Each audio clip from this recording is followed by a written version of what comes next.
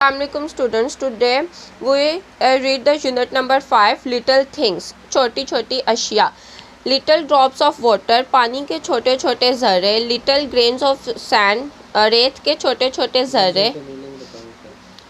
Little drops, छोटे छोटे कतरे. Of water, पानी के. Little grains, छोटे छोटे ज़र्रे. Of sand, रेत के. Grain means ज़र्रे.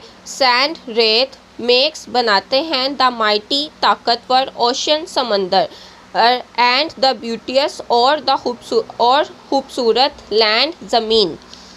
And the little और छोटे छोटे. मूवमेंट्स मीन लम्हात और छोटे छोटे लम्हात. हम्बल आजिज़. थ्रो दे में बी, चाहे वो कितने ही छोटे क्यों ना हो. मेक द माइटी बनाते हैं. एजिस ताकतवर ज़माने. ऑफ एंटरनाइटी हमेशा के. एंटरनाइटी मीन्स हमेशा के. So the little aiders. So the little छोटी छोटी. एडर्स गलतियाँ. छोटी छोटी गलतियाँ. लीड्स सरबराही करती हैं. द सोल अवे रूह से परे ले जाती हैं. फ्रॉम द पाथ रास्तों से. ऑफ वर्चुअल नेकी के. इनटू सिन मतलब गुनाह. टू स्ट्रे भटकते हैं और गुनाहों की तरफ भटकते हैं.